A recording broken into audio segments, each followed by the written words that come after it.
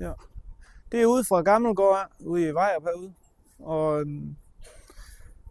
jeg hedder Jeppe, jeg er driftleder. Vi har 930 årskør. Hvor mange dyr i alt? 1750 dyr, cirka. Og det er Holstein, vi har. Vi startede med at give Beauvais den 1. oktober. Lige nogle dage inden, lige sådan stille og roligt trappet op på det anbefalede mængde.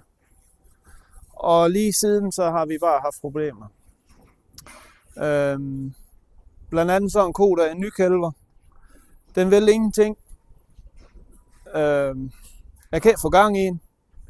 Den kommer op i fuld styrke. Den æder ingenting. Så det... Og hvad det er, udover Beauvais, det ved jeg. Du har ikke haft andre ændringer? Nej, ikke andet ny foder. Og vi har fået lavet så meget godt foder i år. Og normalt så plejer man altid at glæde sig til, når man skal i ny majsstak. I det nye majs, der er lavet, og nye græsser og det hele, ikke? Der er ingen glæde ved det i år. Der er ingen ædelyst. Vi laver om og gør til og justerer. Ingen ændringer. Så det er faktisk lidt, det er lidt langhårdt. Ja. Så har vi en ko her. Det ligner jo, at den har lungebetændelse, en ko. Men det har den ikke. Den har ingen feber eller nogen ting. Men den er også hemmedat. Og vi står inde i aflastningsboks, sygeboks, og der er alt for mange dyr herinde. Jeg vil sige, at jeg har 20-25 for mange herinde lige nu. Og det er Beauvais, der driller. Og vi har tykke ben. Det plejer vi aldrig at have. Og det kommer bare lige, og det er ligesom, det er drægtige kvier, det er køer. Og der er ingen forskel. Men som den der. Det kan jo være alt muligt, men når vi ikke plejer at have det, så vil jeg mene, det er Beauvais, der er skyld i det. Det er jo det, vi hører flere steder, at det er hæve ben og sådan nogle ting. Ja, ikke? Og vi har hævet koder.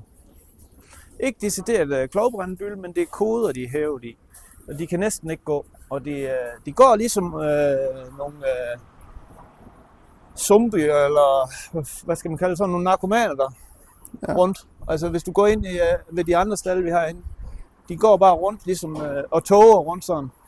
Der er ingen gang i den. Vi har mistet lidt over 3 kilo mælk nu per ko i dag. Ja, i snit. I snit. Ja. Det synes jeg, det er for meget. Det er alt for meget. Ja. Så og det er endda trods alt, selvom du er gået ned i doseringen. Ja. Og jeg synes faktisk, at vi prøver hele tiden at have dyrevelfærd på det højeste. Og vi arbejder inden for dyrevelfærd hele tiden. Der er ingen dyrevelfærd i det her. Det er dyremishandling, vi er ude i. Det kan bare ikke passe. Alle mine medhjælpere, fodermestre, de står og ved ikke, hvad de skal gøre. Og det gør jeg faktisk heller. Nej, det er en forfærdelig situation. Ja. Det er bare... Det er ikke rimeligt mere nu. Og jeg overvejer kraftigt at tage det hele ud. Og så tager den skrald, det skal give. Men alternativet vil jo være endnu værre med døde dyr. Ja, det duer.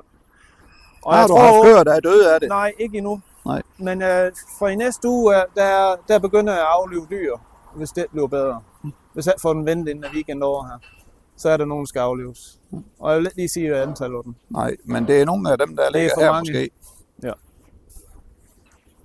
Det er lidt en trist situation. Jeg synes ikke, det er rimeligt. Det var en pæn formulering, vil jeg sige. Den er blevet behandlet med penicillin for tyk koder. Og tyk koder, det er, fordi nu det er jo ikke alle mennesker, der ved, hvad det er lige. Ja, men det er jo tyk ned ovenover og klog der. her, Ja, hvor det hæver. Ja. hvor det er hævet. Og den kan gå, Men den er øm. men den er øm stadigvæk. Og det er bare sådan en her. Det bliver ikke til noget. Når den er over penicillin, så slagter vi den. For det bliver ikke til ko igen. Den er simpelthen brudt ned. Den kommer aldrig i gang. Nej. Hvad, Jeg har haft aborter, hvor de er simpelthen, nogle normale abortko, den kan man da sådan få gang i igen. Ikke? Men dem her, vi har haft nu her, de er så svære at hive i gang. Der er ingen power i den. så uden at snakke om økonomi, men så har det altså kostet en masse dyr. Både dyr og ydelse. Og de lægger jo op til, at I skal bare fortsætte, og så skal I bare melde ind, hvad I melder af problemer. Er det rimeligt, synes du? Nej, jeg kan ikke se, hvorfor vi skal være forsøgskaniner. På noget, de ikke ved noget om. Altså, det er jo ikke, det er jo ikke rimeligt, det her. Det er ikke rimeligt, at vi skal miste dyr. Det er ikke rimeligt, at vi skal have mishandle vores dyr. Når det er det, vi er inde i, og sige, at vi har en dyrevelfærd her i Danmark, der er i top, så kan det hjælpe med, at vi skal gå og mishandle vores dyr. Og det vil jeg bare med til. Så tager den straf, det giver. Den er længere.